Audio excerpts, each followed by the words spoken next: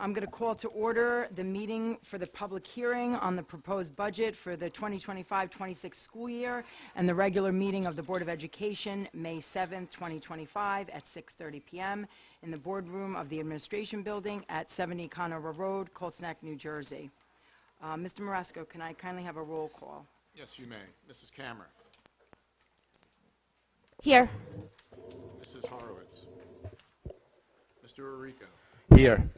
Mrs. Ramirez. Mr. Rignetta. Here. Mr. Scales. Here. Mr. Scarpa. Here. Mrs. Volpe. Here. Mr. Walsh. Here. You have a quorum. Great, thank you. Pursuant to the Open Public Meetings Act, Chapter 231, this meeting has been duly advertised in the Asbury Park Press in a schedule of meetings dated January 16, 2025, and March 4, 2025, notice of which has been filed with the Deputy Clerk for Colts Neck Township, and the requirements of posting of notices have been met. Mr. Walsh, can you read the mission statement at the top of the agenda?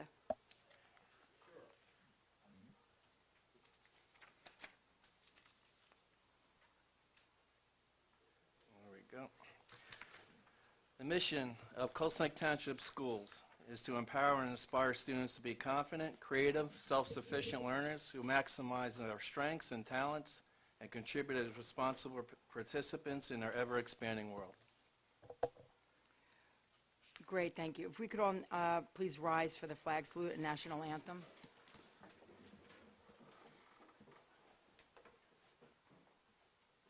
I pledge allegiance to the flag of the United States of America and to the republic for which it stands, one nation, under God, indivisible, with liberty and justice for all.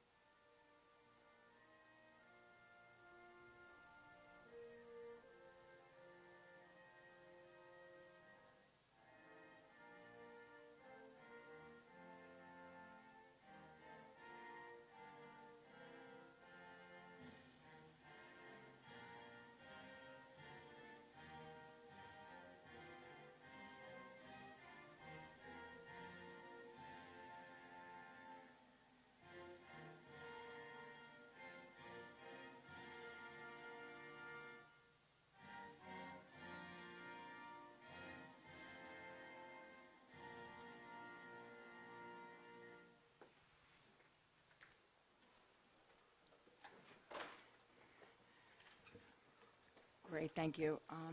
Mr. Orico, being you the Board Chair of Finance, I'd like you to just basically introduce the presentation for this evening.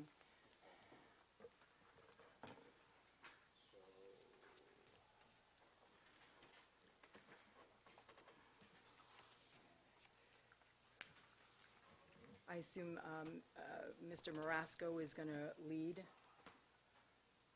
Is Mr. Marasco going to lead the presentation? Okay, Dr. Arabin? Yes. Okay. Okay, yeah. Okay, good evening. Good evening. We have a little bit of a different setup, and we have it set up this way with our screen here, and Mr. Marasco and I will be seated at the dais for purposes of the live stream, so this way people aren't looking at the back of our heads or not being able to see the presentation. The presentation will be available on the district website tomorrow as well. So, good evening, President Volpe, members of the Board of Education, administrators, constituents, community members who are here this evening to talk about, to hear information about our proposed 25-26 budget presentation.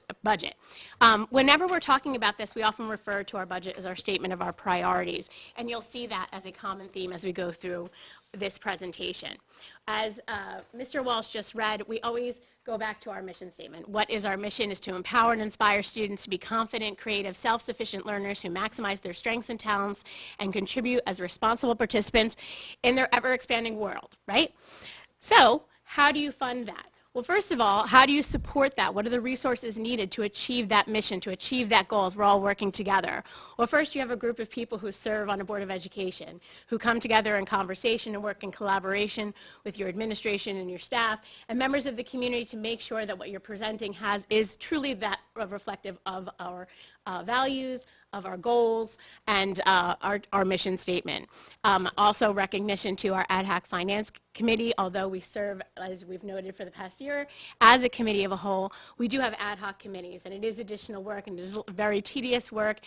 It's good work, but it is a lot, so I want to thank all the members of the Board of Education who have given their time and energy and contribution to the conversations that have gone on regarding the budget process. Okay, and just some notes. The Board of Ed Finance Committee has been meeting with Dr. Garibay and staff and Vincent Marasco, the BA, and for several months now to put forward the best possible school budget for the 2025-2026 school year. Our priorities have remained consistent, focused on the educational needs of the students, teachers, and staff, ensuring financial standards are met within the school district by providing oversight and accountability for how the district manages its finances. We have gone through looking over the budget almost line for line, seeing what the biggest financial impacts are when it comes to expenses and also when it comes to revenues. I myself and a few other board members recognize that running a successful business, you have to look at all of those aspects. You have to look at the money you have coming in versus the money you have going out.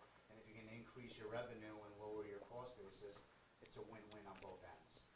And I believe in this process, we have done a little bit of both.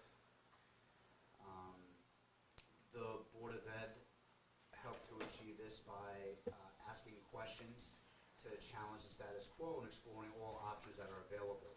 These questions centered around vendor relationships management, physical plant need appreciation, short-term and long-term plant needs, etc., remaining vigilant and monitoring for any financial discrepancies or issues that could impact the district's financial stability. We are facing an increase in potential students going in 2026 and beyond. This Board of Ed is trying the best to appreciate those impacts and to help prepare the financial backbone to deal with this influx in student base, whatever it may be. Keeping the taxpayers in this town on the top of mind, ensuring that their hard-earned dollars are working for them within the schools. This Board of Ed respects the principle of other people's money, and the Board of Ed will always work to ensure the best possible use of fiscal resources. Recognizing some of the challenges that lie ahead, the rising cost of benefits will have a greater impact on future budgets. Aging facilities will require more substantive updates and repairs. Influx of new students from town construction projects will place an impact on the schools/transportation infrastructure, and etc. So right now we're looking at a couple, actually one proposal right now in the healthcare arena that will hopefully be able to reduce some costs by a few $100,000 per year. And right now it's a possibility, and we're doing more further research, and hopefully that will come to fruition in the future. Thank you. Any other members want to chime in? No? Okay. So, it's actually, and the involvement of the board is essential in development of the budget, and not just in theory, but also in board policy. It actually states that in policy 6220 that the budget is the financial reflection of the educational plan for the district. The budget shall be designed to carry out that plan in a thorough and efficient manner and to maintain the facilities and honor the obligations of the district. So therefore, the 25-26 school budget is in fact designed to support the thorough and efficient education of our students. What is a budget? It's the fiscal plan for the operation of the public school district. It's the detailed outline for how a school district allocates its financial resources to support education and operation. It reflects the goals and how those goals will be accomplished and funded. And it is regulated, it's actually heavily regulated by the New Jersey Department of Education with oversight and input from the Board of Education. So what does this cycle look like? It is a cycle because it's never ending, because we'll go into effect, it will adopt a budget, and it will go into effect and be poised and ready to go by July 1st for expenditures for 25-26. We'll be closing out 24-25 in the interim, and then we will start issuing purchase orders, payrolls, all the things that go along with it, and then probably by November we will start planning for the 26-27 school year. So it never ends because there's always process. In the interim, over the summer, which will take place into the summer and into the fall, there's an audit process. The Board of Education has an independent auditor that comes in and evaluates, spends several months here in the business office looking at all of those line items, looking at everything, and then does a financial report at the end of all of that so the board can assess from an independent perspective how the operations of the school district, the fiscal operations of the school district are in fact going. So that being said, what does it take? All right, and this all serves a purpose because it understands and it leads up to the background of everything, and which will lead into the more fiscal component of the conversation or the presentation by Mr. Marasco. It takes time, communication, and collaboration. A lot of time goes into the development of the budget, both with the board, with the administration, with the staff, and I would be remiss if I didn't mention that many of our administrators and program directors are here today who all are partners in the development for the budgets. They are advocates for students, for their buildings, for their staff, for the departments, and certainly do not take issue with asking for what they believe is in the best interests of their students and staff each and every year. So I cannot thank them enough for their contributions and their tireless efforts in putting together the annual budget every year. Communication, maintaining transparency. I know that that is a priority of the district, and I know that is something, talking about things from a very transparent point of view, what this costs, how much it is, trends that we look at, getting feedback, and productive dialogue that aligns the needs and budgetary priorities, and then collaboration. A lot of times it's about getting to yes and understanding that this is important, and when things aren't able to be accomplished one year, what's the plan to accomplish them next year, and prioritizing those needs. Okay? So this slide comes very early in the presentation because it is about the students. Everything we do here is about the students. We don't exist here without the students. And so that's why they come very early on. So when we're talking about students, this is our enrollment from this year, and this is our projected enrollment for next year. When we advertise, as you'll know, when it goes out for the advertised enrollments, our pre-K is not there, is not part of the advertised budget. That's just a function of the Department of Education. But we continually see about a steady, if not increase, but as Mr. Scales has been talking and Mr. Arico have mentioned several times, and we've talked about in CAL meetings as well as RAM meetings throughout the past several months with regards to affordable housing, we're always looking to the future, making sure that we're balancing the resources that are required now, as well as setting ourselves up for success in the future as well for our students. Okay? Aligning goals. Everybody has goals. Districts revolve around goals. There's Board of Education goals. And hopefully, we're going to go through each one of these word by word. No, I'm just kidding. We're not doing that. But in terms of looking at the connectivity of it all, you'll see many overlaps. And that's a good thing. That's what you want to see in a district. So our Board of Education this year has goals. And those are about our facilities, communications and accountability. Student achievement is at the forefront, and fiscal responsibility. And all of those are detailed on the Board of Education website. Then we go to the district goals, right, that we set out based on needs. Student achievement, governance, stakeholder community. You'll see all, again, a recurring theme. What's not included in here is from this, there's also professional development goals. There's building school goals each year. There's professional development goals. Individual teachers have goals. Administrators have goals. So those are all things. All of these goals are aligned, and when the state comes in to evaluate our processes, they look to make sure that there is an alignment through those things so that we're all working together to support our school community and for the benefit of our students. And then there's something in the background called our strategic plan. Our 5-year strategic plan also leads in this. And it is no coincidence that goal 1 is student learning outcomes, goal 2, fiscal, finance and facilities, communications and partnerships, whole child and wellness, and engaging staff. So again, it's another indication of how everything meshes together, working together to accomplish the same things. This puzzle, right, then feeds into the process of numbers, because these things are all theories, right? These are all things that live in concept, but then you start to dig into them. Student data, and that's not just about test scores, right? That's attendance, that's social emotional needs, that's how many students do we have participating in extracurricular activities, how many students do we have taking the bus. There's a whole lot of data that's always available to us, and it's the data that we prioritize in making these decisions. Okay, so what's in this budget? These are highlights, because I would be completely dishonest if I said this is it, right? There's a lot of different components, many different lines to our budget, but these were certain things that we wanted to point out as we transition into the actual fiscal plan. First of all, the 25-26 fiscal plan allocates funds to maintain all current academic, social, emotional, and extracurricular programs, which includes our TIP, TEP, and our services for ML learners. It adds a new Being a Writer research-based writing program to our K-5. That was a data-driven decision based upon the needs of our students.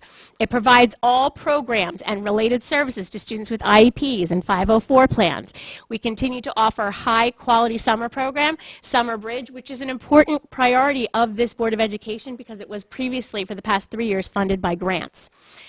We engage with our Naval Weapons Station Earl community and support our military-affiliated students and families as a priority, and that is within our budget. We are adding printed Envision mathematics workbooks to resources available to students in grades 3 to 5, which is a continuation of that practice from 3 to 5, excuse me, a continuation of that practice from K to 2. We are exploring our new piloting new supplemental mathematics resources. We are going to initiate a new extracurricular program at CDMS designed to promote leadership and life skills in alignment with the junior ROTC programs, specifically the nationally award-winning program at Colts High School. We are going to be adding 1 classroom teacher at CRES in grade 4 to account for student enrollment and to maintain low class sizes, K-8. Provide quality, sustained professional development and training for opportunities for our staff.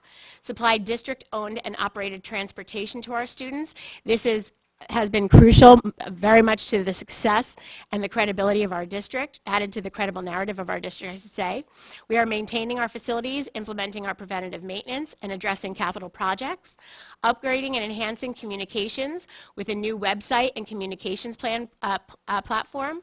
We're implementing a new Board of Education policy manual and digital platform, and continue to serve quality food that aligns with the district's wellness goals, and we are continuing to get feedback from students on that process as well, as we know. So those are highlights, and that sounds like a lot, but there's even more.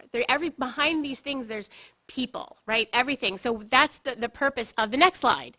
These things happen with people, right? The programs, we are in the business of people. Educating people, working with people, working together as people for our school community. That's what makes all of the things in the prior slide, plus all of the things that happen in the background, happen for our students. And this is a projection. We are predicting approximately 3 less staff members, 1 in the area of instructional assistants, kindergarten assistants, or library assistants, specifically 3 with a restructuring of our kindergarten assistants support in the classrooms, and as well as 1 in central office support, which falls into the category of administrative costs. So we're looking at a -3. So we continue to increase, enhance, develop, and do, as Mr. Rico said, increasing productivity, I guess you would say, utilizing resources while also decreasing and maintaining cost effectiveness. Okay. So at this time, I'm going to turn it over to my colleague, Mr. Marasco, school business esteemed colleague, excuse me, as I was just reminded by Mr. Marasco, to begin the more of the budgetary numbers component of the presentation. Without any disrespect to the first part of the presentation, this is really my fun part. This is the fun part of the presentation. So I'll expect big applause when I'm done.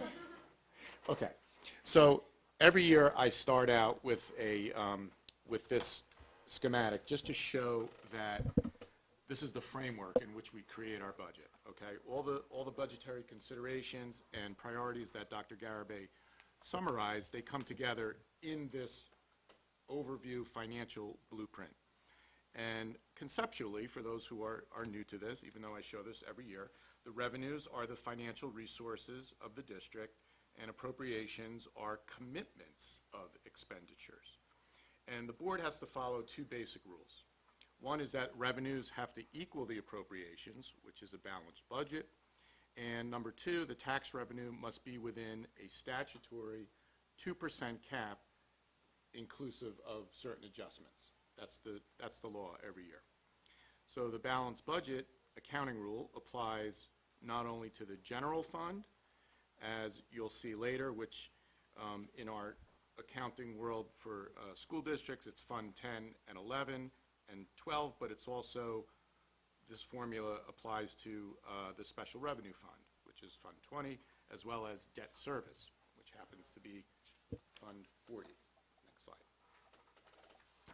So some of the budget factors that play into this overall blueprint, these are certainly one-time items and also economic factors in preparing this budget.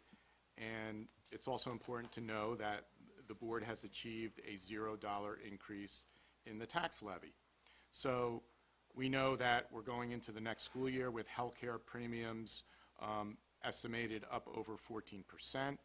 We're also collecting less employee contributions from Chapter 44, which, for those who may not know, refers to a 2020 law that enacted changes to the health benefit plans that school districts must offer to its employees, including New Jersey Educator Health Plan, and it also altered the contribution calculation to the health plans.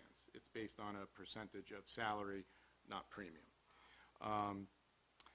We have in this budget our year 2 of our ESIP, which has been a successful implementation thus far, and it should conclude the construction piece this year. So we have a 19-year payment schedule on that transaction, and the offset to that annual appropriation of the ESIP payment is the savings that we're achieving through energy reduction. So it's very interesting, and it comes at, of course, we spoke about this many times, at a zero tax impact to the community for this project. We also have to budget our public employees retirement system, the employer contribution. That has been trending to be over $500,000 in the last, I'll say, 4 or 5 years. So we have properly allocated funds for that purpose. The budget includes capital expenditure, in particular for the replacement of school bus radio communication equipment, as well as the ongoing required maintenance that we need district-wide. It includes funding for the summer bridge program, which is locally funded, as Dr. Garibay said, which used to be funded through federal grants. Our charter school estimated tuition that comes from the New Jersey Department of Education has decreased because they are estimating 2 less students than we have currently. So that is a reduction in the charter school commitment. As you said, our enrollment remains mostly static. It does impact the cost per pupil, especially in an inflationary rising cost environment, to keep in mind. And just as a note, the CPI for budget purposes that the NJDOE insists that you follow is a 3.57% CPI. In other words, estimating on certain inflationary costs, you would use that marker as a measure. Okay, efficiencies and shared services. These are, as you said, part of the state mandate is to provide a thorough and efficient education, and these are just some of the measures that we took to achieve cost savings and efficiencies. So number one, we're utilizing impact aid reserves, as you'll see later, as part of our revenues. We're utilizing fund balance, which is the accumulation of surpluses built over many years. We have transportation jointures that we will be approving. We are going to contract to offer 4 bus runs for Marlborough School District, and in return, we're going to receive revenue for that. We also have tiered busing to create efficiencies in the number of runs that we have and efficiencies in the number of vehicles and drivers. We use competitive bidding and leasing. As a matter of fact, we just had a public bid opening last week on lawn maintenance services for next year. So that is a requirement of the procurement laws within which we have to operate. We're part of energy cooperatives. It's called ACEs. They are the ones that bid electric and gas services for the year with a pool of interested parties, and we get our best pricing through that. We're part of joint insurance funds for our health benefits and the commercial insurance package that we have. And we operate almost daily within looking for solutions through purchasing cooperatives.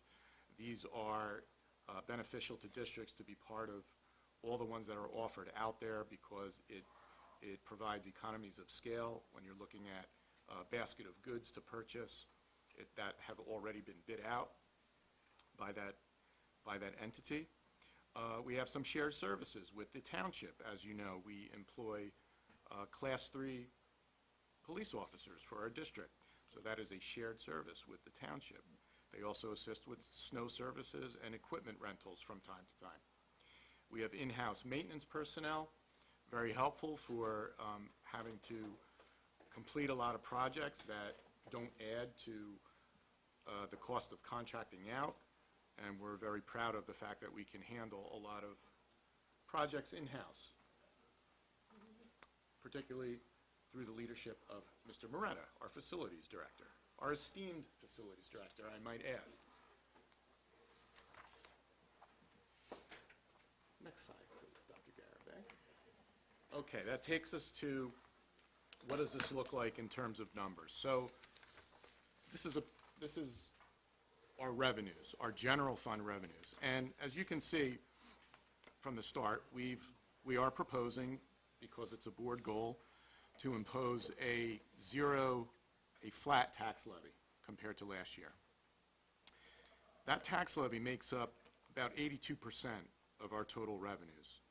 And the board, I'll speak later to the actual tax impact that has on a taxpayer in the district. So New Jersey state aid, I'll talk about that in a little more on the next slide in more detail, but that did decline slightly from the prior year. You'll see that the categories of state aid. The district is supporting the revenue budget with audited excess surplus of $545,000. We are required to do so per NJDOE regulations to budget that excess calculation as revenue in the following school year. And that basically is a calculation based on the excess of 2% of the prior year's general fund budget. Additionally, we're using a portion of restricted fund balance, which is, in this case, it's our impact aid reserve, to offset tax levy revenue. And lastly, in order to balance the budget while keeping the tax levy flat, the district will use $204,000 of unassigned fund balance, which, as I just mentioned earlier, it's the accumulated surpluses over time and fund the budget. The other miscellaneous revenue category represents various anticipated and estimated revenues.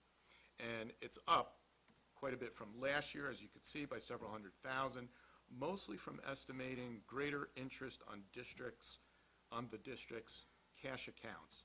Part of that is because we've managed cash efficiently. We've taken advantage of what's called the New Jersey Cash Management Fund and have been collecting much greater interest. The rest is from 4 bus runs we provide to Marlborough. As I said, about $139,000 is anticipated. We collect one-to-one device fees for students to use Chromebooks and technology. That's roughly $30,000 in anticipated revenues.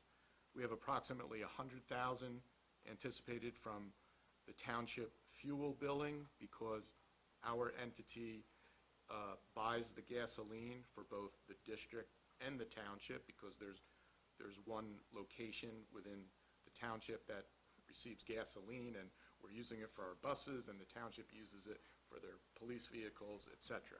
So we bill them back for the amount of fuel that they use. And lastly, it also includes, we're anticipating about $8,000 of that miscellaneous from facility use, and tuition also from a student who is attending one of our special ed programs from another district. That's roughly $127,000 anticipated. So that's the picture of the full revenues. The state aid, just to kind of drill down to that number I previously spoke of, this shows the district's categorical state aid that the state grants every district according to the School Funding Reform Act as amended. It originally is from 2008, but as you know, over the years, there have been several amendments to that Funding Reform Act, and this is what is a result of all those calculations that come for our district. So while there's a total reduction from the current year, you can also see that there were certain increases, like you see in the special ed and the security aid categories. Okay, now we get into the other side of the ledger, so to speak, which are the appropriations, the commitments of funds for eventual expenditures. And this shows comparative categories of the budgeted appropriations. And I'll describe each category so you get an idea of what's actually going in there. So first one is instruction, and this is the general education program, which includes basic skills, bilingual, co-curricular activity, clubs and bands, athletics, and this year it includes summer school, which was formerly funded through the Federal American Rescue Funds. And that is roughly, I want to say, $57,000 and change dedicated for that program. Special education, this grouping includes the collective instructional program for students with IEPs, as well as out-of-district tuition, and that contributes significantly to an increase in appropriations because we are up in the number of students that we will be, or that are anticipated to be sent out of district for a particular program.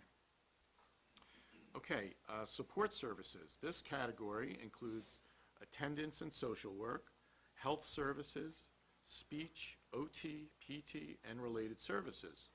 It includes our one-on-one aids, guidance, child study teams, curriculum and instructional and staff training. And then within each of these categories that I just mentioned, some of the common costs are salaries, right? Number one, stipends, substitute teachers, purchase services, and all the consumable supplies and materials within those programs. Moving on to operations of maintenance and plant. This includes custodial and maintenance salaries, lunch aids, grounds and maintenance, utilities, property, liability, auto insurance, contracted services for repairs and maintenance, and all of our security costs, to name a few. Security involves all the licensing involved for the access controls, our monitors themselves, as well as the surveillance cameras that we have expanded upon throughout the district over the years. Lastly, let's see, where am I at? Operation maintenance, school and central administrative costs. Thank you. Administrative staff, it includes, administrative staff, which is central office, principals, support staff. It includes the New Jersey School Boards Association memberships and trainings, legal advertising and mailings, audit and legal fees, all our communications, meaning our service with Optimum Light Path. It includes central office software, the accounting, budget, payroll, student information systems, and professional liability insurance. Continuing on to the last few categories, we have employee benefits. This includes the employer share of Social Security taxes, pension obligations, workers' compensation insurance, medical prescription dental insurance, tuition reimbursements, unemployment compensation, and all permissible retirement benefits. Transportation, this includes our vehicle fleet maintenance, the physical vehicles, our driver salaries, our bus aids, our regular, special ed, and athletic transportation routes, as well as aid in lieu payments for people who choose to send their child to a non-public school district and receive the aid in lieu rather than the transportation that we are allowed to offer. We also have our capital outlay included in the general fund. It's coded under Fund 12. This includes any equipment as well as any facilities construction activity. And for next year, we're estimating that we have about 83,000 of that 128 is for bus radio equipment replacement. We have very old communication radios in our bus fleet, and we talked about this in the budget development, and we are budgeting for a full replacement there. It also includes $40,000 of what's called a state assessment for the School Development Authority. This is something that all school districts have to pay annually who have had previous bonding within the state, and it's a static number that the state continues to impose on all districts who had had previous state bonding that the state had assisted in paying years before. So it's an assessment, essentially, that we can't avoid. And then there's about $5,000 that you have to represent for capital reserve interest in this section.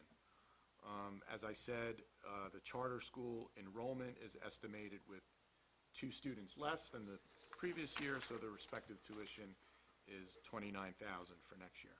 So overall, the total general fund budget, it's decreasing by less than 1%, even though cost drivers continue to increase, particularly in salaries and benefits, commercial insurance increases, increased pension obligations, and just other employer costs of employment.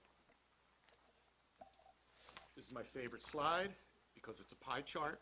Every good presentation has a pie chart. And esteemed pie chart that's very colorful. So this is just, again, showing you all those appropriation categories that I just spoke about, pictured as a percentage of the total pie, the total budget. So as you can see, if you add up support services, special ed, general ed, you get about 60% of the budget is providing direct student instructional services, which is where the money should be. It should be going to the classrooms. Okay. We're nearing the end, but this is our tax levy comparison to the current year. And there's 2 components of tax levy: the general fund and the debt service fund. General fund tax levy was the revenue stream I discussed earlier. The debt service relates to voter-approved, pre-existing bonded debt or refinancing over the years that we must annually service like a mortgage, meaning principal and interest payments. The district's bonded debt will actually expire in February of 2027, so there are only 2 more years of annual debt service that the board has to budget for. So again, the tax levy in the general fund is a flat increase, and we have used, that is really equates to a total budget that is only a 0.012% increase over the prior year. What does this mean in terms of tax impact? So, the last column, the tax impact, it's always expressed as an increase or decrease relative to the prior year, okay? So the tax rate is the total tax levy requested, that $24 million, divided by the tax base, which is called the net valuation taxable of all rateable property in Colts Neck Township. And the tax rate is based on every $100 of assessed valuation. That rate is then applied to an average assessed home value, not market value. That's very important. So what you see here is that the combined total tax rate with the general fund and the debt service fund is 0.5809. That is a decrease of 7 cents from last year. So as you could see, however, even when you have a lower rate that is applied to increasing ratables as well as increasing average assessed valuation of homes, there is a mathematical increase to the tax impact. As an example, total tax rate of 0.5809 means for every 100,000 of assessed valuation, there would be $580 in school taxes. And you can see the past history of the ratables, how they've rapidly increased in the last couple of years. And it should be noted, lastly, that the Board of Ed tax rate equates to approximately 44% of a resident's total tax rate.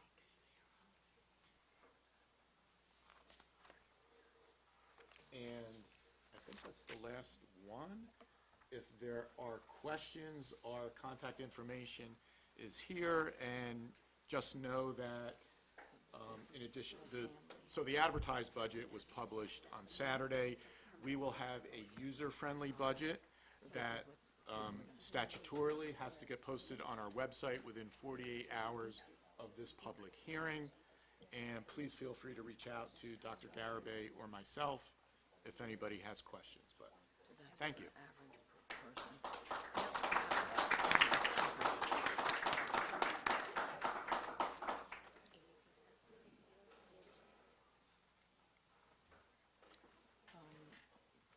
You're going to have some comments? Oh, yeah, go ahead, and then I'll say. No, you go first, yeah. Thank you, Mr. Marasco, and again, thank you the members of the Finance Committee, as well as all the administrators, Board of Education members who've given a lot of time and input and asked great questions. You know, it's a process, it's a relatively newer board, and we've enjoyed sharing the process and the experience and information about the district and everything that informs, you know, the compilation that ends in the annual school budget. So, thank you, Mrs. Volpe.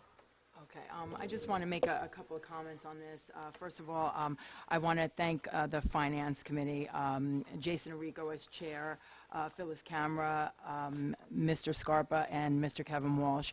I appointed all of you because I knew that the four of you, you know, would be able to handle this job, and I knew that you would get to a zero tax increase or as close as possible to that. I know that the meetings were sometimes contentious, and it was very difficult, you know, producing this budget. So I want to thank you from the bottom of my heart for all those hours and hard work that you all put in. And I want the taxpayer to know that we hear you loud and clear, the seniors, the single moms, even the rich people in this town. We are watching your dollars. We are not, you know, we're not overlooking anything. Every little cent counts here, and I'm proud of this finance team, and I want to thank all of you for the time. Thank you. Also, I want to bring this up. You know, I got an email basically from the New Jersey school boards about what's going on around the state. The fact that I'm so proud of this budget, I want to just go over what things are going on around our area. Homedale is having an increase of $600 average tax increase, and it was quoted that it was not sustainable. And there were 40 members of the district unions protesting the move to outsource, outsource Board of Education and services by the Board of Education. Lacey Township adopted a 7% tax increase. We have another school district, K through 12, with a $5.7 million funding gap. We also have a school budget tax increase that was rejected by the Toms River Board, a 12.9 increase. I'm sure you guys have also heard through the media that Middletown is having a lot of issues. They're looking to be possibly closing 3 schools. I don't know the ins and out of it, but just from what I heard, I never want that situation to happen in this district, ever. So I just want to make sure that everybody is clear on how serious we are about our budget and the way our money is spent. So once again, I'm proud of the way this turned out, and I thank you all for your commitment. Thank you. Okay. And I also like to encourage other government agencies to look where you can cut. There's plenty of fat out there. You just got to look deep and get it done. Okay, moving on, we are going to, I want to take note of the information items. Number 1, the superintendent's on the HIB, if everybody could take note of that. Then we are going to move right into comments from intending constituents. Just to remind everybody, at the beginning of the year, I put in place 2 public comment sections. The first one will be on the items that are on the budget, and then we also have one later on in the CAL presentation if anybody wants to get up and add at that time. So if anybody would like to comment, they're welcome to come up to the podium, state your name and address for the record, and you may do so at this time.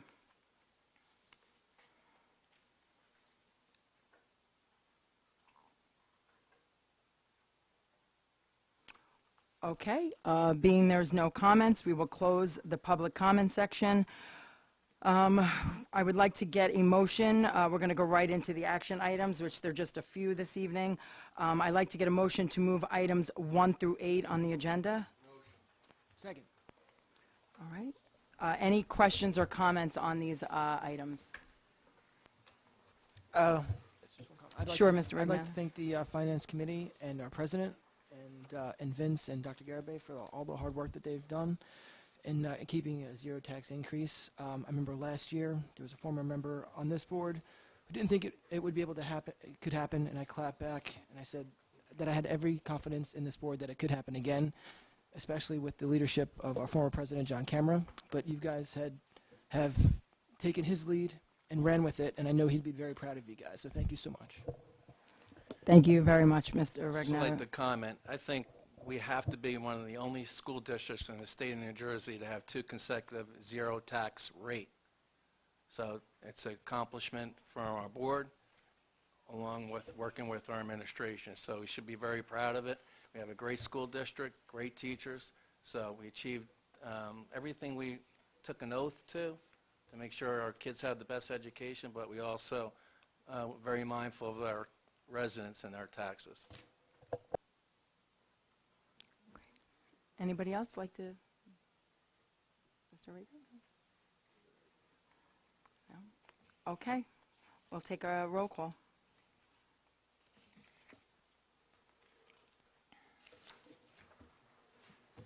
Okay, on, yes, roll call?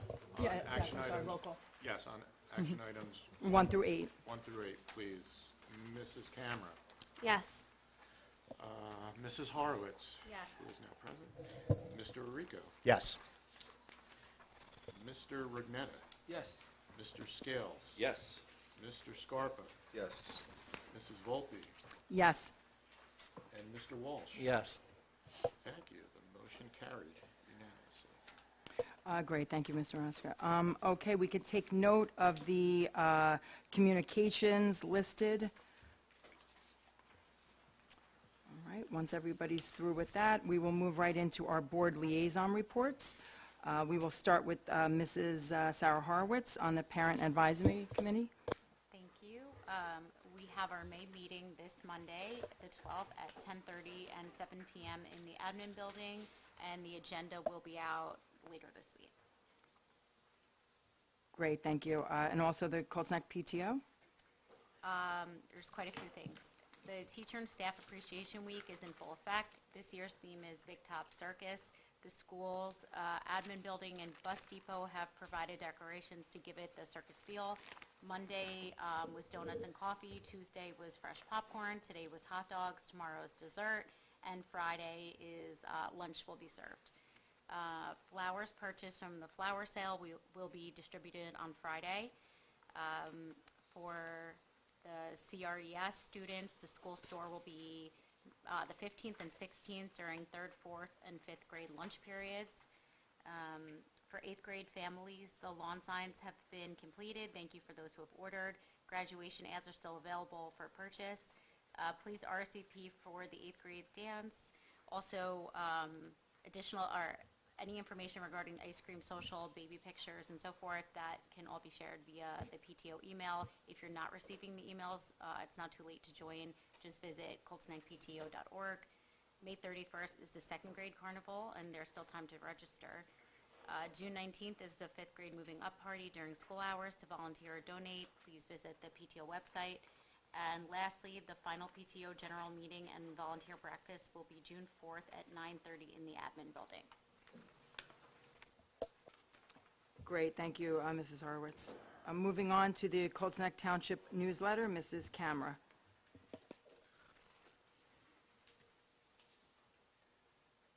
Okay.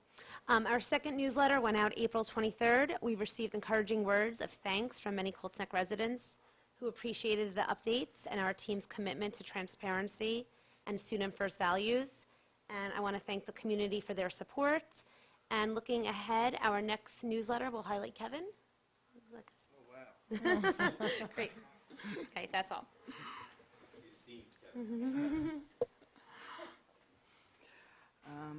Okay, Mr. Rignetta, the Colts Neck Township School Arts and Extracurriculars. Thank you. Tomorrow we have the girls' soccer tryouts. Today it was the boys' soccer tryouts, but tomorrow we still have the girls' soccer tryouts located at 5 Points Field. Those born in 2016 to 2018, their tryout time will be 5 p.m. to 6:15 p.m. Those born in 2013, 2015, their tryout time will be 6:30 p.m. to 7:45 p.m. And those who were born in 2012 or older, parents, please email Alberto Morello at alberto@fcmonmouth.com. As well, please email him as well too. Again, alberto@fcmonmouth.com to just try and sign up as well too, if you could still sign up with 1 day left. Please, if you are going, please arrive 15 minutes prior to your check-in so you can be ready. There's the boys spring basketball clinics that are going on right now at Conover Road Elementary. They started this month. There were $150 for 9 sessions on Mondays and Fridays from May to June. Again, grades 2 to 8, and being coached by the Colts Neck High School staff and basketball players who won the state championship. Please email Steve Russell at srussell@frhsd.com. That's SRUSSELL@frhsd.com to see if you can still sign up. Also, Saturday, June 7th will be the father-daughter dance, which will be held at Trump National. That'll be from 4 p.m. to 8 p.m. And for all of these, please go to coltsnecksportsfoundation.com for more info and to sign up and for emails. And also, lastly, this Saturday will be the flag football playoffs starting this weekend. And I will be coaching with fellow board member Brian Scarpa, and we're going to try and get our first win in the playoffs. So, wish us luck. Thank you. Thank you, Mr. Rignetta. Moving on to the Colts Neck Township Committee, Mr. Scarpa and Mrs. Camera. Rob and I attended the April 30th Township Committee meeting, and here are some key highlights we'd like to share. A proclamation recognizing Arbor Day in Colts Neck Township was presented. In honor of this, the Environmental Commission organized a sapling giveaway to encourage residents to plant and care for trees in our community. Thank you to Tom Pacheco and the Colts Neck Nursery for providing the saplings to make the event successful. A representative from the Daughters of the American Revolution addressed the committee highlighting efforts to identify and mark the graves of Revolutionary War veterans. Notably, she was there asking to honor Revolutionary War patriot Tobias Polhemus by officially marking his grave, which is in Colts Neck. So that was really interesting. And the last thing, this was brought up by a resident. A resident talked about e-bike safety. During the public portion, residents and committee members raised concerns about electric bikes, e-bikes, particularly used by our students. So their issues were that some of the riders are failing to stop at intersections, they're wearing headphones or earbuds while riding, some are not wearing helmets, and they're traveling at potentially dangerous speeds. So some of the discussion centered around the possibility of enacting a local ordinance to restrict or regulate e-bike use, particularly among our students. So while safety is a priority, I believe a ban or an overly restrictive ordinance is not the best approach. Many students rely on these bikes to get to friends' homes, recreational activities, their after-school activities. So our town has limited walkability. We have no public transportation. Mobility is a key for some of our students, especially in middle school, for independence. So rather than penalizing all riders, as a school board, I thought maybe we should promote responsible use through education and possibly infrastructure. So maybe partnering with the chief of police to lead bike and e-bike safety workshops at our schools, maybe creating some kind of student and parent pledge programs to promote the safe riding habits. We obviously want to encourage our students using helmets, signaling, earphone restrictions. Again, working with the township to identify maybe and propose designated bike lanes or safe routes around high traffic areas, and invite maybe police officers or safety officials to speak at the assemblies. And I do encourage residents who want their children to be able to continue riding e-bikes to directly contact the committee and get more information about this. That's all. Okay. All right, great, Mrs. Kemmer, thank you. Brian, anything from you? Okay. All right, the Colts Neck Township Planning Board Subcommittee, Mr. Scales and Mr. Walsh. Yep, we go first. Yes, I had opportunity and privilege to serve as an ad hoc subcommittee to the planning board. Committeeman Bezzetta, we welcome your work and effort, and along with our school board, and trying to mitigate any large impact on our school district with the upcoming homes that are being built and sure to be influx of new students. So it was a great opportunity to meet the planning board, you as a committeeman. I think the school district plays the largest impact on our taxes, and certainly working along our school board members along with the planning board and you as a committee who's going to adopt that formally at the end of the month, I think June 30th? June 30th. Long story short, we're working hard together as a school board to try to come up with a plan where it's going to not be a big impact on the school district. Oh, Kevin, can you put your mic on, please? Sorry about that. Trying to look at and target inclusionary homes such as senior citizens, mixed use, or veterans with disabilities, or veterans that are homeless, and honestly try to decrease the impact of students coming into this district. So we're looking at, we work together, and really enjoy working with the planning board and specifically the township committee, and I think we're going to achieve that. Hopefully, through a strategic plan going forward. So, Yep. No, I echo Mr. Walsh's comments. I think it's obviously a hot and emotional topic in town, and I want to really thank John Tabia as well for his leadership in putting the subcommittee together, because what it's doing is it's bringing all stakeholders from around the town. So could there potentially have been something discussed prior to Levana Square? There's a big possibility that there could have been if we if the predecessors on the town had put a subcommittee like this together. And just to kind of echo what you said, Mr. Walsh, and sort of just the subcommittee in general is, want to make the public aware. I mean, again, nobody has ever said anything negative or anyone is against affordable housing whatsoever. Obviously, it's a paramount part of just our community in general. What we're trying to do is we're trying to make sure that we are prepared.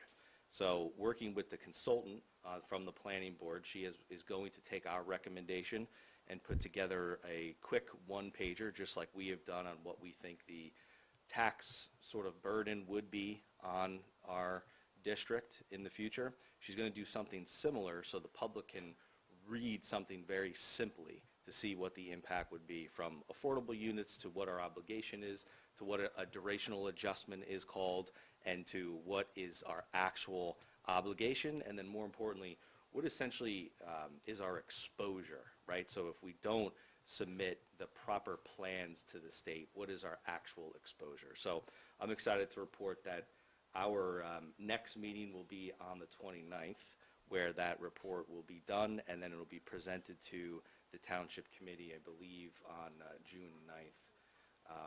And then that's where our voices will finally have been heard. So excited where we're going, and people are listening, and now we are prepared for what could potentially happen to the town. So. Let me add to that. Our township residents are looking for transparency. They want to be told the truth. Yep. They want to participate and make comments that we're all part of one community. So that we're all stakeholders in that, and I think the more we're open and transparent about what's going on with affordable housing, the better for our whole town, our whole community, particularly the kids in our district. You're here. That's it from us. Thank you. Great, thank you, gentlemen. Moving on, Mr. Walsh, can you cover the Colts Neck Township seniors? Sure. We had a meeting today at the Colts Neck Inn. The meetings are the first Wednesday of every month. You know, with the money we're saving next year, they're going to afford to go on all these trips they go on, which is a good thing. The trips aren't cheap. They're going to Cape May Zoo on May 15th in the Lobster House down there. They're going to see Top Hat at the Surflight Theater, which is really good. I think it's an LBI. And they're going on a River Queen cruise on July 10th, a big trip to the Grand Canyon of Pennsylvania. I never heard of it. It's called the Grand Canyon of Pennsylvania, which is an overnight trip. So we also encouraging our seniors to be engaged with our school district, and Dr. Rigby really worked well. You know, thank you for the work for trying to get the seniors in to see our kids, plays, sports.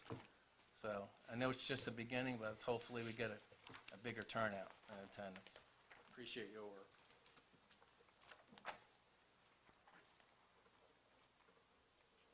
Okay, sorry about that. Moving on to Mr. Scarpa. Mrs. Ramirez is out today, so if you can take over for her. Sure, thank you. You know, I know we have planning a field trip in the fall. We are going to work with the folks that are responsible for that, for the Naval Weapons Station. So more to come in that space. Admittedly, I've been very busy with the Finance Committee. And just a note about that, a tremendous amount of work by the talents, both on this board and the administrative staff, to get this through. You'll see an environment of a 5% decrease in state aid. That's not chump change, and that's impacting all the jurisdictions. So we have to respond to that. So this board really came together, the Finance Committee really came together, and the administrative staff led by Dr. Garabay, to really say, okay, what can we do in this restrictive environment? Communications, we can always do better with communications, always. So, but our mission is to always be listening, learning, and developing. And I'll say always. That's similar to your approach with cycle. You know, this is what it's all about. But these meetings that led up to this 2.5 months of finance meetings really highlighted the true talent of both the board and the administrative staff to get the job done. You will see a litany of efficiencies that are baked into the program, and we can do even better. So there's a lot to come. We have a lot of expenses to come in both short-term and long-term. We're going to address it. But we have the right team of dedicated staff and board members to tackle that. So kudos to this team, and I thank. Great. Thank you, Mr. Scarpa. I'm going to move right into the state and county school boards updates. We have a AI conference coming up on Friday, June 6th at 9:30 a.m. at Mercer County College. The registration would be $119 if anybody here wants to participate. May 30th, we have a virtual spring conference. That's also 9 to 3:30. That registration is $99. It will offer 20 sessions containing the most requested topics from Workshop 2024, such as school safety, mental health, board governance, and career education.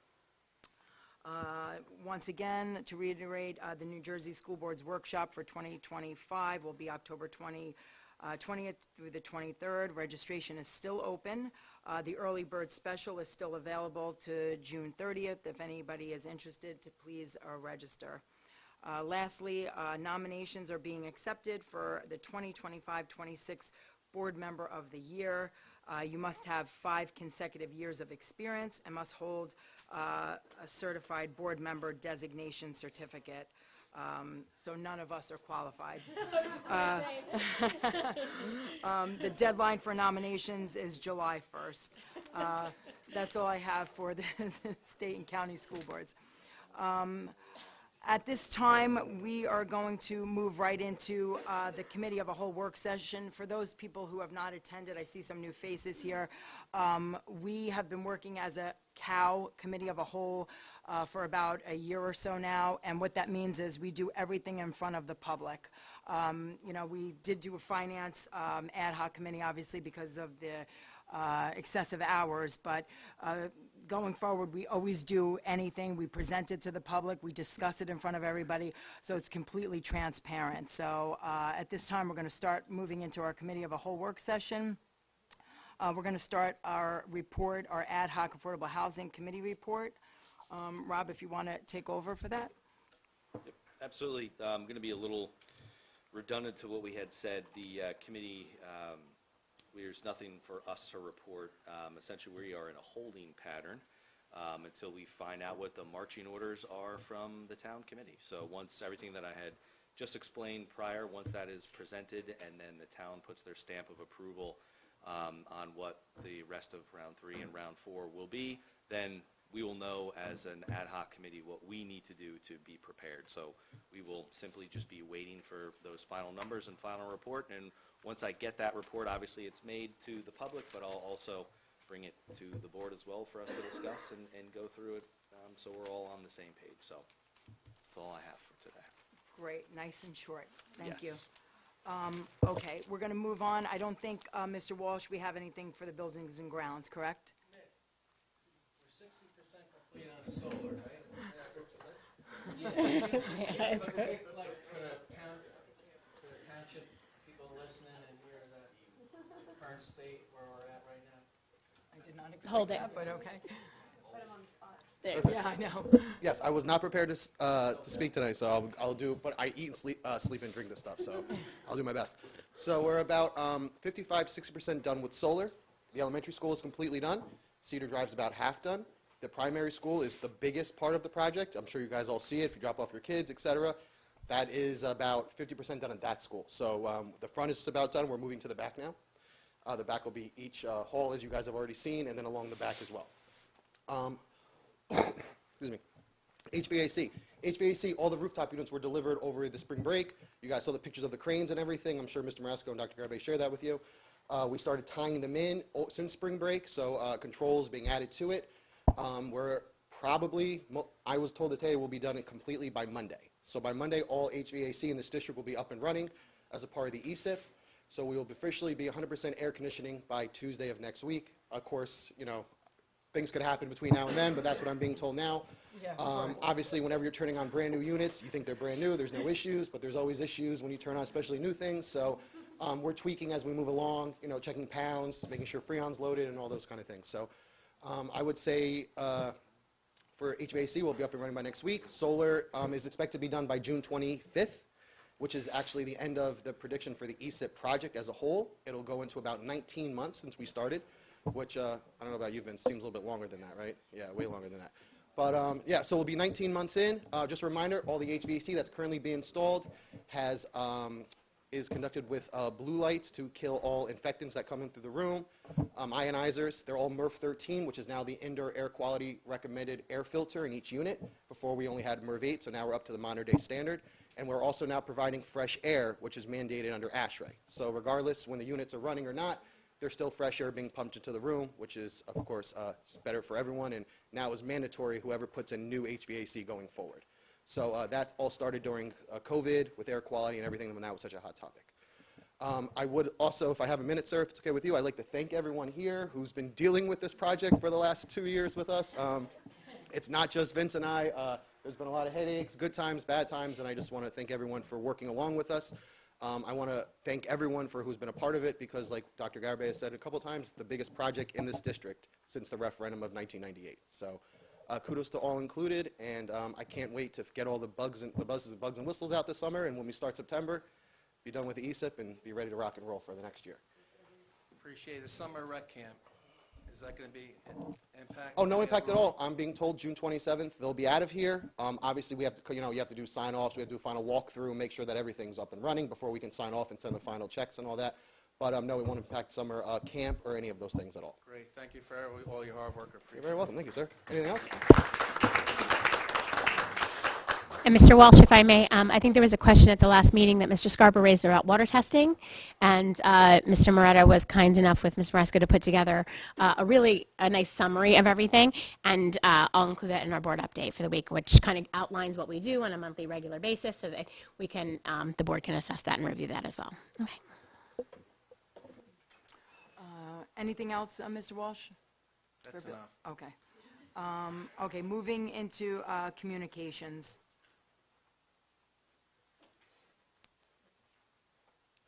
Okay. So currently working with DCO has been not just a good partner with our ESIP, but has really been wonderful with regard to communication, educational program, and so forth. So under communications, I just wanted to share with Mr. Scarpa, as well as the board, that we are looking at doing a major press release with them, and that is attached in there. We work collaboratively, myself, with Dr. Reynolds, Mr. Moretta. We talked with them, with their PR person, so on and so forth. And I can also share with you that they've done this before with their others. This is national news that they put out. They use their channels from across the country to put out about the savings that we've had, our project, so on and so forth. So if there's, we're at a point of saying if there's anything that the board would like to add, a quote or anything from the board president at this point. Otherwise, they're just waiting on us to give the final stamp of approval so that we can release. We'll do both local as well as national, which will be great press release for us, and sharing all the good that we've done with our facilities. Okay.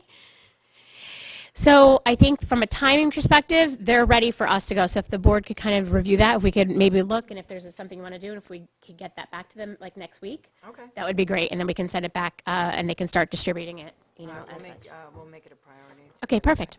Thank you. And then we have Mr. Capasso is here, and I'm looking over to make sure that he's still able to. There is an update. We're doing a big overhaul.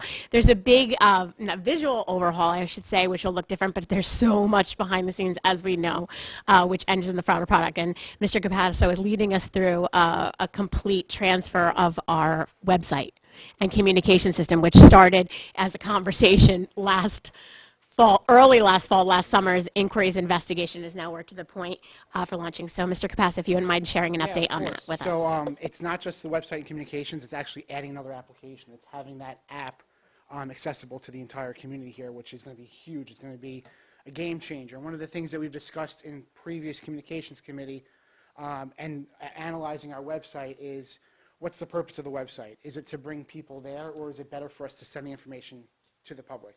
And that's what that app is going to provide. So I have a standing meeting with Final Site every 2 weeks. Actually, this week we just started going twice a week because we're starting to do the information integration so that when we start syncing our Genesis and SchoolFi accounts so that we have the correct email addresses and phone numbers for communications. We want to make sure all that's lined up. We're looking at a June 26th launch date for both the website as well as the app. They kind of run concurrently because the app is kind of mimicking the website. The communications, we're very lucky that we have overlap with our current product as well as Final Site, so we can do checks with our old program, making sure that the new program's working. So we're hoping to roll that out sooner. We're looking at towards the end of May. Starting this past Monday, May 5th, the Final Site started scraping and pulling the information off of our website that we currently have. The anticipated completion of that is next Friday, the 16th. And at that point, I have a standing meeting on the 19th with Katie, our rep, to start going through layout and making sure that everything's migrated. Dominic Petrillo and I have been working very closely, kind of figuring out a better way for us to host our content and our information and allow us to better provide that content on the website so it looks better than what we currently have. And one of the things that we haven't been able to do that we're kind of brainstorming and figuring out what we want to do and how it's going to look is the incorporation of multimedia with our website. We haven't really had a lot of pictures, haven't had any video. This new website is allowing us to do so. So we already have plans on incorporating pictures and video from graduation, end of the year field day things, so that events, so that when we launch it, at the end of June, we'll have those newer videos and pictures to splash right on the website. So that's where we're at.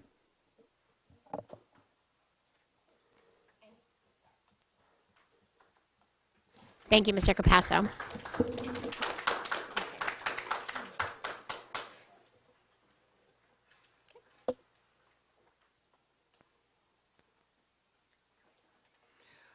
Oh, sorry about that, I was reading something. Okay, we're going to move on to curriculum. This seems like a little bit lengthy, but I'm sure we will tighten it up as best as possible. Sure. NJSLA testing is underway. Dr. Reynolds provided me with these statistics. As of today, May 7th, there are 21 students who are not participating in NJSLA at Cedar Drive Middle School compared to 52 last year. There are 7 students who are not participating at Crest compared to 18 last year. ELA testing has been completed. Next week, we're starting with mathematics. Grades 3 to 8 will be taking it May 12th, 13th, and 14th. Grades 7 and 8, algebra or geometry on May 12th and 13th. And then the following week, grade 5 and grade 8 will be taking science May 19th and May 20th. Okay, moving on, the district is conducting a brief community needs assessment survey as part of federal funding requirements under the Elementary and Secondary Education Act called ESA.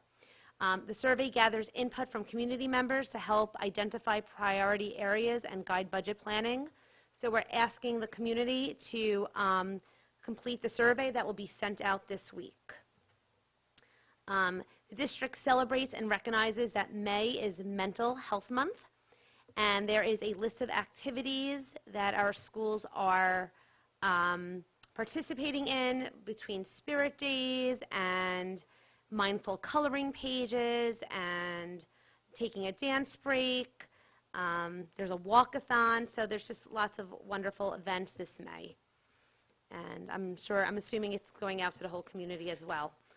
And then I will now, Sarah, will take over for the middle school Holocaust Studies and Assemblies. But before she does, I'm going to just pass this out to the board. This is everything that our school district already does.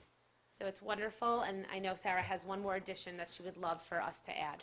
Yeah, I know that we briefly discussed it, but as I mentioned, I'm part of a 3G group for grandchildren of Holocaust survivors.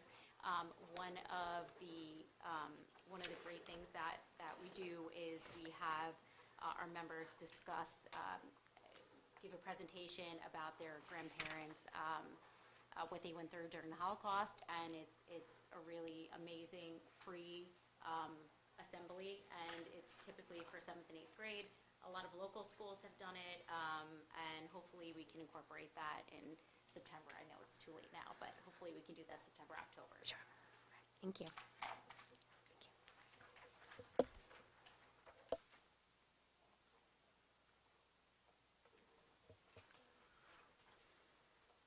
All right, the next thing was something that I saw that was in the budget, so I'm very excited, and I was hoping Dr. Garabay can share. We started with a inquiry into some kind of JROTC, whether it was a club or maybe eventually turning it into a possible elective class for Cedar Drive Middle School, and so the floor is yours. So I had a wonderful conversation with, it was actually a recommendation from our Naval Weapons Station School Liaison, Ida West Jones, who's here with us tonight, to investigate the Sea Cadet program. I don't know how many of you are familiar with this, but it is a really interesting program. I had a great conversation with Lieutenant Commander Richard Bauman, who is the regional director for the Sea Cadet program. And it's actually a program that is run outside of the school day. It's an opportunity for students, which the perfect grade levels are 6 through 8 for the Sea Cadet program. He actually said, please refrain from considering it a feeder program, because it actually expands, and they have found multiple opportunities they connect and partner with. He actually knows Major Penzek and is sad to see him go, like we all are. But he said it is something that they actually expand beyond ROTC. There's what it is they meet once a month for students who sign up. They meet once a month, and they actually spend Saturday night into Sunday at different areas, including Naval Weapons Station Earl. And then there is a summer program where they learn, that's also available to them as well. So it is completely run by the Navy. It is completely run as an opportunity for students for leadership and different opportunities that they have in. So I'm learning where that conversation left was Lieutenant Commander Bauman is more than happy to meet at a time with board members and administrators to kind of learn about the program in its totality.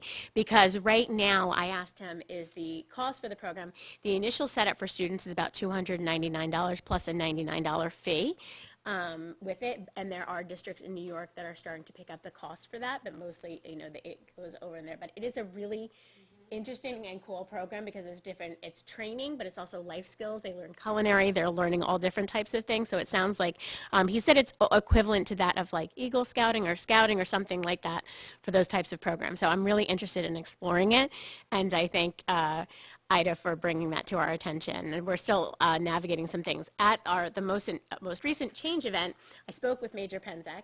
He did say he had some ideas. We are playing email phone tag with each other, and as well as he's also transitioning his program. So I think we're waiting to hear back from him now. It's kind of like a tag you're it component, but we are following up. And then I have a phone call in again to the principal in Wall, just to kind of touch base as to where they are, how their program went for the year, so he knows that I'm looking for that feedback to see how their program went, which again was mostly a class. So we're looking at, we're trying to get different ideas and maybe make a compilation of them all and kind of create a unique program for us. Yeah, this is so exciting. So thank you, and thank you as well. This is great feedback. The last thing, so hopefully I'm quick enough, is that I found out that the New Jersey Sea Grant Consortium has granted districts free trips to Sandy Hook, provided that each class that attends completes 2 activities. One prior to the trip, it's very simple, it's just a video, and then following the trip, the teacher's asked to complete a survey. So it is, I just think, a wonderful opportunity. I don't know if our district can take advantage of it still, because I know it's May, but if we can, I think we should, and it really goes with, the 3rd, 4th, and 5th grade curriculums, which is what it's geared for. And you could learn more about it on the website, but it's, just something to throw out there, so. Mrs. Kimmerer, when I was looking through it in the website, thank you for sharing that. Is that something I didn't see, was it only for this year, or can we carry? I think I saw that it wasn't just for this year, so that's what I'm hoping for. Okay, that I don't know for sure, but that would be wonderful, right? I can call. I'll call. Okay, perfect, yes. I'll follow up with that with the organization. What a wonderful opportunity. Yeah. So. Thank you. Great. Wow, Mrs. Cameron, that was very quick. Now I feel bad I didn't even said anything. All right, thank you. Hey, No, we do. She looks over there.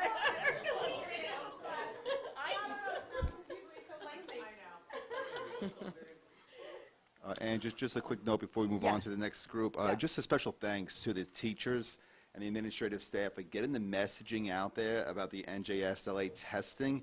That's a big component. By those numbers, that's a 50% decrease in those not taking it. That's a substantial mark as we go up against the blue ribbon status, and we've been trying for this for quite a while, and we're in NA unless we hit a 95%. So just kudos to the teachers, administrative staff, principals, vice principals, for getting the word out there. Regardless of how they do on the exam, they have to take the exam. So that point is not missed, and we appreciate that. But that's a fantastic improvement in 1 year. Thank you. Yep, very good. Great. Mr. Scarpa, thanks for recognizing that. Thank you. Moving on to finance, I assume we spoke enough about that. We're just going to run through the presentation again, is that, no? Nope. Or not? Okay, I just didn't want to miss anything. Okay, we're going to move right into policy. Mr. Scales. Yeah, absolutely. Yeah, so 3 things to discuss today. Number 1, we have drafted our first version of our Colts Neck Township Board of Education Parental Bill of Rights. So we all, as I had stated last meeting, was sent out the first version. Every board member had a chance to provide their feedback. So thank you all for providing your feedback as we create it. You know, I would say, I'm not shocked of some of the responses that we've received from the general public for it, which the same thing that they're fighting for is the same thing that affords us the opportunity to create something along these lines. So what I wanted to do is just address what the Bill of Rights is, because a lot of the comments came to us without anyone actually seeing or opening or reading the document. So just to level set, as I mentioned before, the Bill of Rights it's the exact reason that we have a Constitution of the United States. Right? The Bill of Rights is crafted with intentional vagueness in order to make sure that as society grows and as the commonwealth of our district grows, that we are all holding every party accountable to the law. A lot of comments that we received were that this is actually inputting more politics into the district, and I wholeheartedly disagree. What a Bill of Rights and a Constitution does is it removes politics because it does not give any one entity within a governing body power over the other. So if we look at some examples that we have in the state of New Jersey, without asking parents, without asking staff, without asking administrative, things were put into law and distributed without any sort of communication, without any sort of reasoning and why. A lot of other boards had challenged a couple of different policies. Had they had a parental Bill of Rights, they would have known what the level set of the law was. So essentially what we're doing is we're working backwards, right? So typically a Constitution and a Bill of Rights is written, and then you have these amendments, and then you have policies that are drafted on a Bill of Rights and a Constitution. What we've collectively done is we've taken every federal law that exists, every state law that exists, every policy that we have as a district, and we're going through a policy holder shift in our district. So it's also afforded us the ability to Dr. Garibay and I to go and re-review all the policies that we have. One of the main concerns that we hear, and again, out, as a campaign to get on the Board of Education, we knocked on every door in Colts Neck, and we listened to the families, we listened to the parents, and one thing that they wholeheartedly asked us for was, I'm confused, I would like someone to summarize what my rights are. And granted, my face is in policy every single day, right? So in my profession and here in the district as well. So I get it because I read these policies, but if you go to this link and click on that and then draw down to this section and go through that section, a parent gets overwhelmed. So they had asked us to draft something that summarizes everything that's out there without changing the law. That is exactly what we're doing with this Parental Bill of Rights. I had mentioned during my ad hoc committee report that we summarized tax implications to the district, positive feedback, because what did that do? It provided one shareable document that was easily shareable and easily digestible amongst all of our residents. I mentioned a second one that the town committee is going to adopt, and a consultant on the ad hoc committee has adopted as well, because it was a great idea for us to summarize what the impact was to Colts Neck as community. So lastly, what this will do is it will summarize again all the current federal, state, and district policies that are out there, that exist, and it summarizes it into a digestible document so all parties in here, if we look at it, it's basically very similar to the federal government. We've got different branches in the federal government, judicial. We have that kind of something similar structure here. We've got students, we've got parents, we've got administrative. And all these entities need to work together. So what this does is it underscores the importance of teachers working with parents, parents working with administrators, and the PTO working with the committees that we have. So essentially it draws everyone together to have one document to look at, to refer to if anything is in question.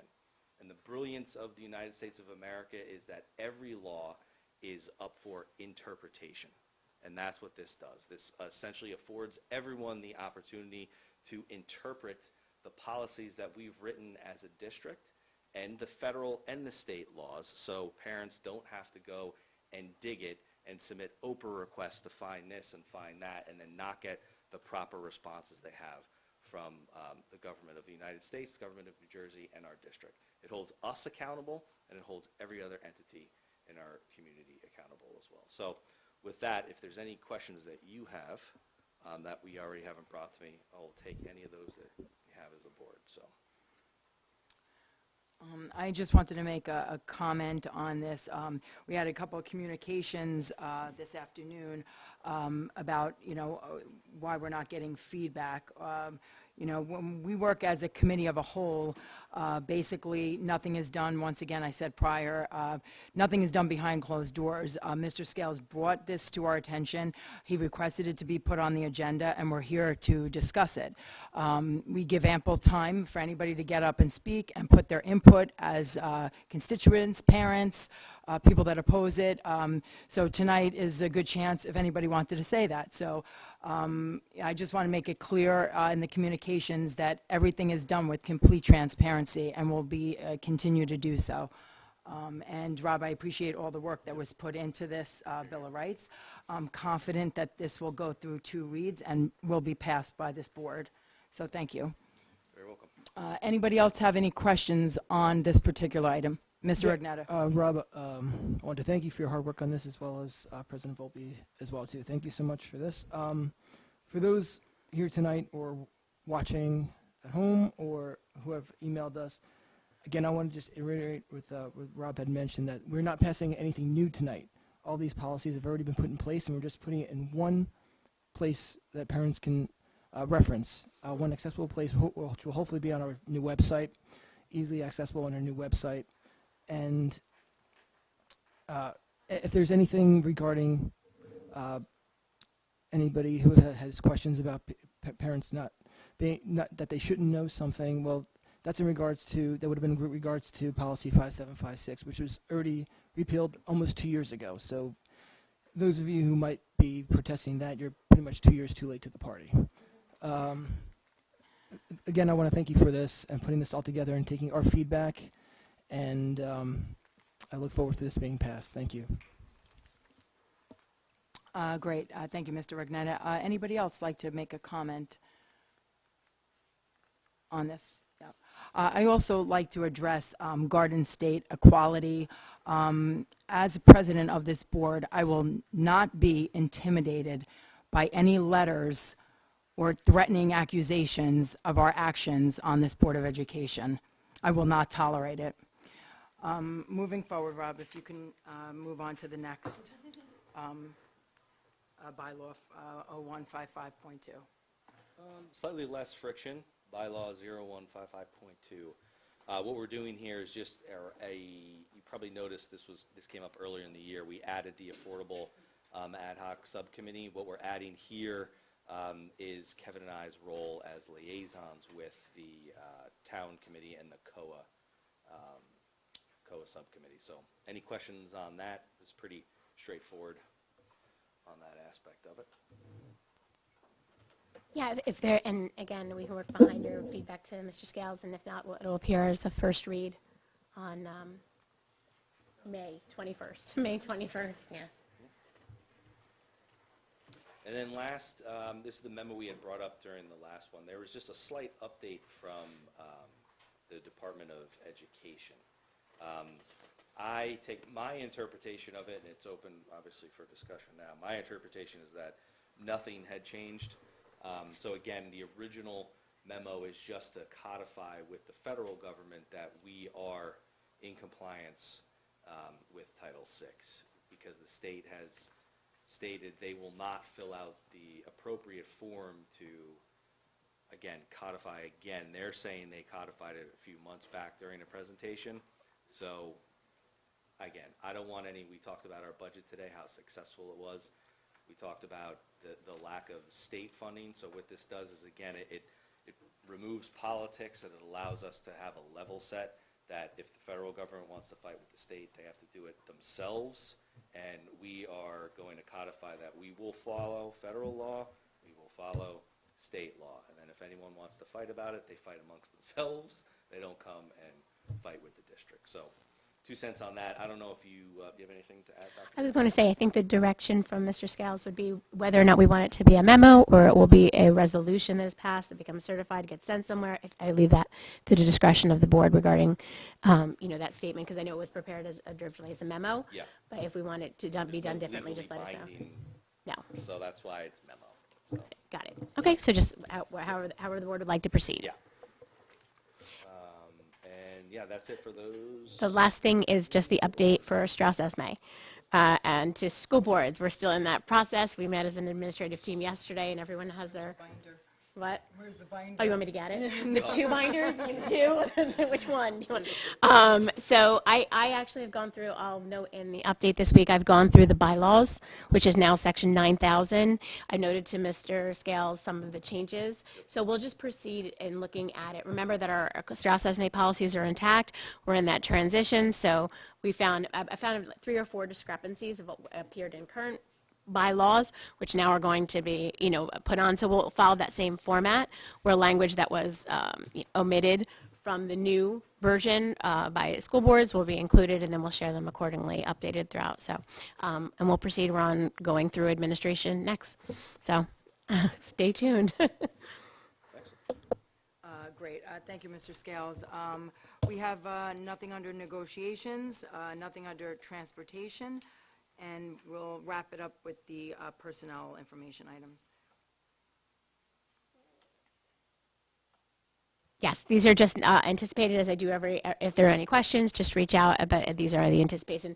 And as Ms. Cameron said, the summer and gearing up are now the times when you're going to see quite a few things, not just from the after-school activities, but with the passing of the budget, we'll see the postings for the retirements, vacancies, those kinds of things that are going forward for into the school year. So stay tuned for all of those things as well that are happening. Okay. Great, that concludes that. Okay, we're going to open the floor for our last public comment section, basically on all subjects tonight. You could come up to the podium, state your name and address for the record.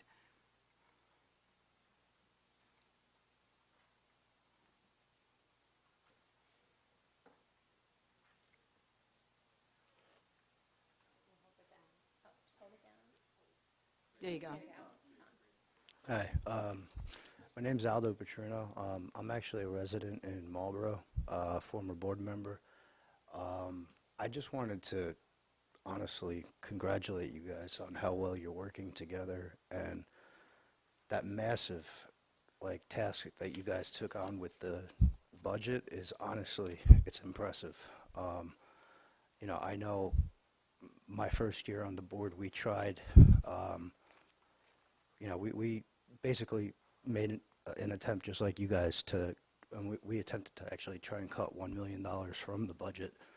And it was no easy task. And then the next year, being faced with the increases in, health insurance and like all the increases that we were seeing like across the fixed expenses. For you guys to pull off 0% 2 years in a row is honestly, it's inspiring, and Colts Neck's lucky to have like all of you guys doing this work. So just want to say, great job, guys. Thank you very much for coming out tonight and acknowledging our success. We really appreciate that, Mr. Petruno. Anybody else like to get up and make a comment on all subjects?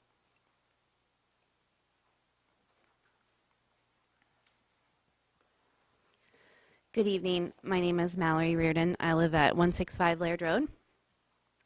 Actually, I want to start by thanking Mr. Walsh for mentioning the Grand Canyon of Pennsylvania. I've never heard of that. I Googled it. Looks intriguing. And then I personally had some questions about the Bill of Rights. Mr. Scales, I appreciate your explanation for why you guys undertook this. That was one of my questions. I had not known that anybody had asked for it. I haven't heard any parents ask for it. I know I personally was not something that crossed my mind. And it seems like communications-wise, there are 3 other parents in the district that have objections or concerns. So in the spirit of transparency, it seems like it could be a really great thing to send a survey out to parents. You guys just did a survey on math workbooks, so I think that if you really want to get a sense of what parents in the community are looking for, this could be an opportunity for another survey. I did have other questions. Obviously, I'm not expecting you to answer them, but maybe it's something that you can think about and address at other meetings.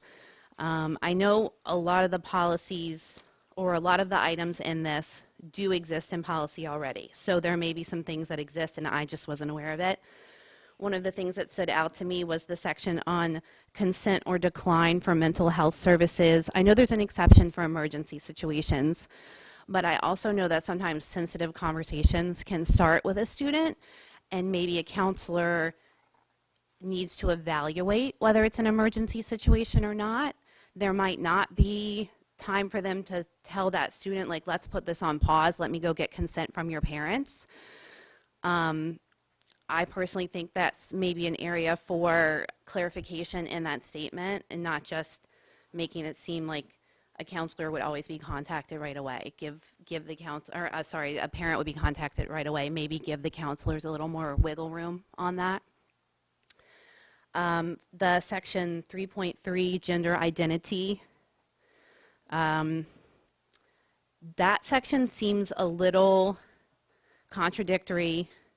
You do tell parents that they'll be notified if a child wants to change their pronouns or their gender identity at school, but then you do end the section with saying that New Jersey laws will supersede this. So it's not very clear. As a parent, it's not clear to me. I think that eyes are also on our district. We've already gotten that letter that you mentioned from Garden State Equality. I think if that language, if you guys pass that language, I think we have to be honest that there could be a possibility for lawsuits. I'm curious if you're budgeting for that in the budget that you just demonstrated, just so we are ready if that happens. Section 7.3. Again, this might be something that already existed and I didn't know it, but it mentions that parents have the right to visit and observe classrooms and activities. I hadn't heard of this before, and it just kind of struck me that if a parent is coming to observe their child, like, are you getting consent from the parents of other children in the class? Like, are we sure that other parents are comfortable with, someone coming and watching their kid in the class? I also wasn't sure what that looks like from a practical standpoint. The parents coming to observe, do they have to do the same training as like parents that want to participate in class activities? And then I just wanted to encourage you to get stakeholder engagement with counselors or teachers or staff and parents, just to make sure that everybody's transparent, everybody understands what the limitations will be from this, or maybe things are broad enough there aren't limitations, but you guys really pride yourselves on transparency, so I don't think it could hurt to get as much stakeholder input as possible. Thank you. Thank you, Mrs. Reardon. Your comments are always appreciated. Thank you. Anybody else like to? Sure. I'm sure the light is still on. Okay. My name is Eleanor Glazewski. I live at 60 Laurelwood Drive. I'm the parent of 2 school-age students, one of whom is currently in 6th grade in the Cedar Drive Middle School. I'm speaking tonight to share my concerns about the Parental Bill of Rights that has been shared with the community as a draft and a portion of your agenda, and I thank you, Mr. Scales, for giving some more feedback about that.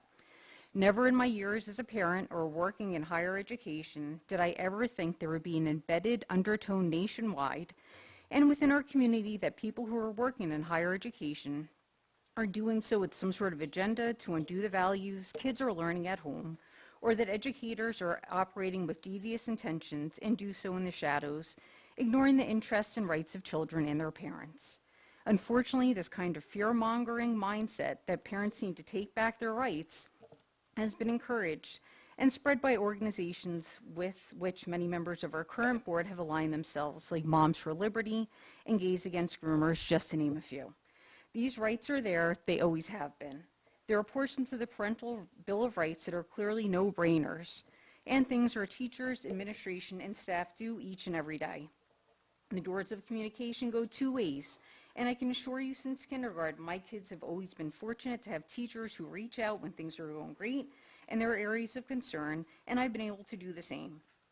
As parents, my husband and I have always made it a point to engage with their children each day to find out what they are doing, hear about how their days have gone, listen to stories about fun things they are doing, or needing to run the dreaded mile and the sheer exhaustion at the end of the day. God, I'm still hearing about it. Anyway, I've never felt that communication has been limited. I have felt I am part of a team to help my kids grow, see them succeed, and also give them the kick in the pants when it's needed, as kids sometimes do need. The Parental Bill of Rights, however, implies that avenues to communicate are closed. There are no opportunities for ongoing conversations to share concerns or the good our kids are doing in class. These days, we see a growing number of people who feel a need to insert themselves in the classroom experience by literally attending classroom sessions to provide feedback and critique the work our teachers do. These are the same people who find a need to heavily critique and criticize reading materials used, or assert their personal opinions and individual values on curriculum and outcomes with extremely limited backgrounds in education or with time within a classroom space as a professional. It's possible welcoming parents to a classroom to observe their student means they are observing other students, which is completely inappropriate and may even be a FERPA violation. And I say this as a registrar at a college. FERPA is a big deal. As a parent, I cannot stand behind something like a Parental Bill of Rights, which in name and theory implies that parents do not have rights. We do. We always have. I cannot stand behind something that is a passive-aggressive undertone that implies our teachers, administration, and staff are doing wrong by our kids and are not passionate about their success. As a parent, I need to respect the fact that while I have a master's degree, a teacher I am not. But the people doing the job each and every day do know what they're doing and how to bring out the best in my kids, whether that means academically or as growing intellectuals and good human beings. Thank you to our teachers, our staff, our professionals for all that they do, and thank you for hearing me. Thank you. Thank you very much for your thoughtful comments. Thank you. Anybody else like to take the podium?